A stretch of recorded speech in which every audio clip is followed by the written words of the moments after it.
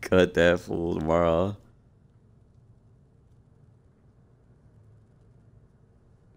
But anyways, so me and Simba were in here talking about two things. By the way, too, if you haven't caught on to what things that we were talking about in the lab, we're gonna get you caught up to speed on what I've been theorizing here. Like maybe you've heard it in Zan's stream, what I've been trying to have him do, and it is just as simple as this. What we're gonna do is have these two. We're just gonna worry about the outside streets where the two browns are. And what I'm trying to figure out is two things. At what point does this safety up here, like what is the exact moment the safety will recognize, hey, it's a deep ball and I need to go ahead and defend it so that John Brown isn't outrunning Revis or this other Brown is outrunning Cromartie out here. Like at what point does he actually react and stop the deep ball? And then two, I'm doing an experiment with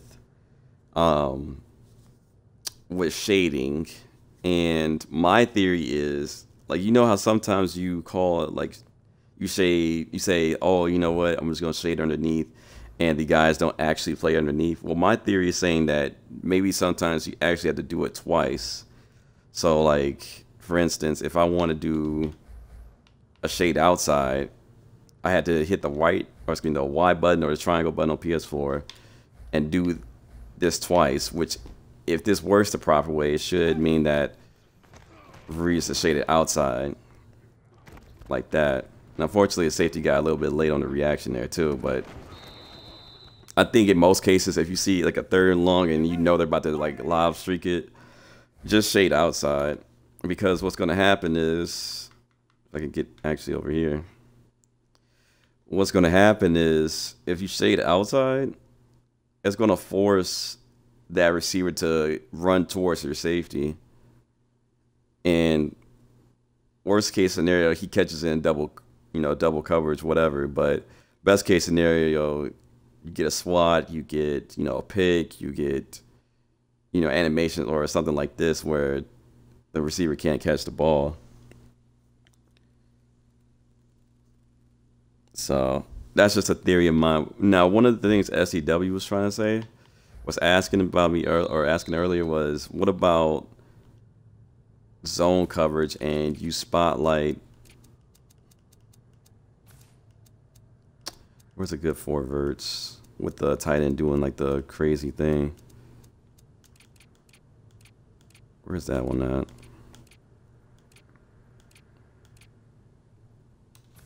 Something like this. And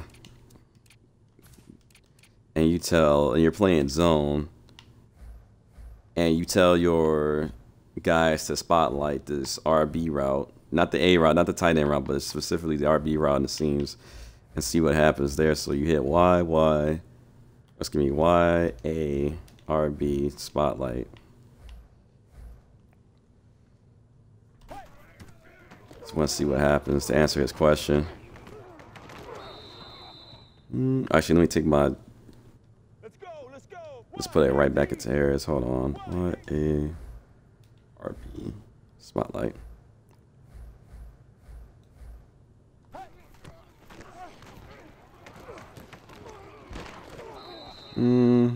It's there. Let me see. Let's see this in replay.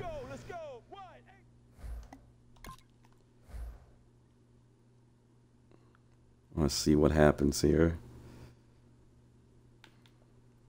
Look at this from like this guy's point of view.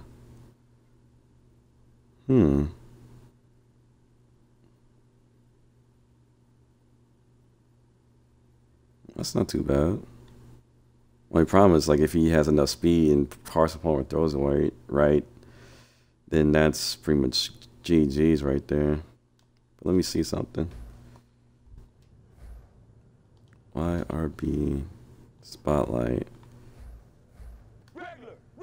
Oops. Let's block Chris Johnson for now. Can you still like pass lead that? Still pass lead that, depending on the receiver or tight end that's doing that, then That's a cat. That's a one-on-one. So maybe not the best idea to spotlight him. Unless you got the coverage or you got the lurks like that.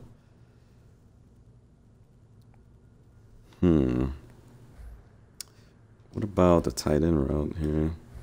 Like I said, if y'all got any things y'all want to see or experiment with this game, let me know.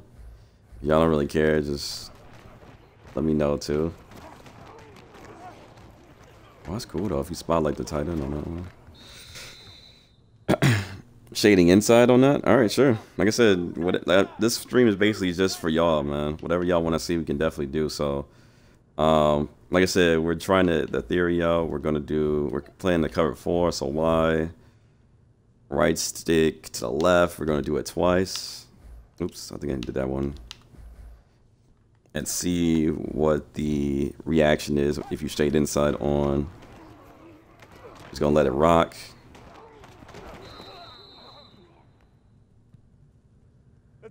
Spotlight RB, shade inside, sure.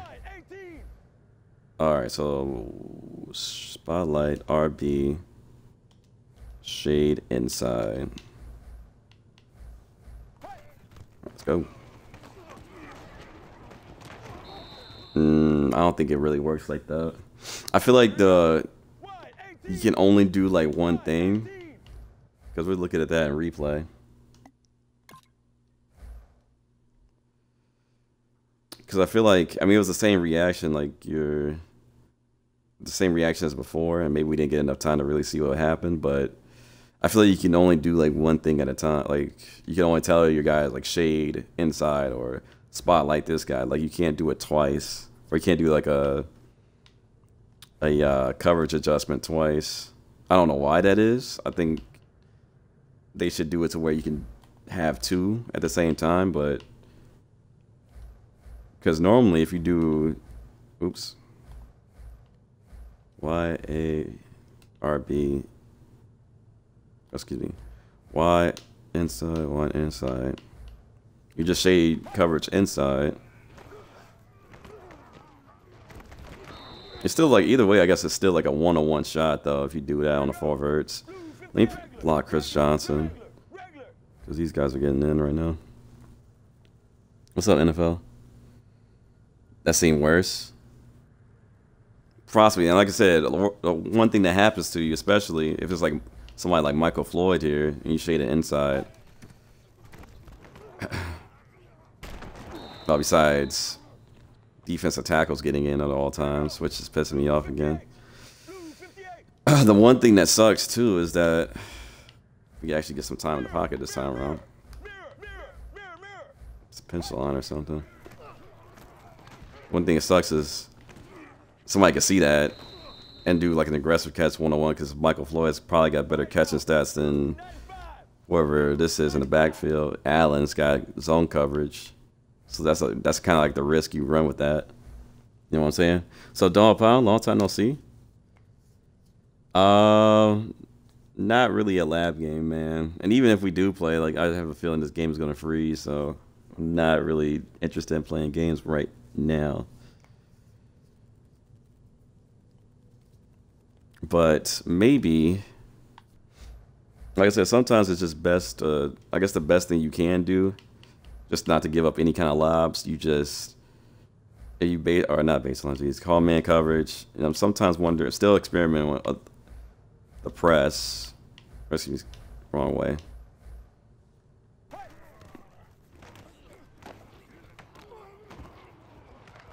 And then worst comes to worst, when you give it up a slight tick on that 4 verts route, if you want to press and then do inside twice, shade inside twice, that's a horrible. Something like that. That's probably like your best bet.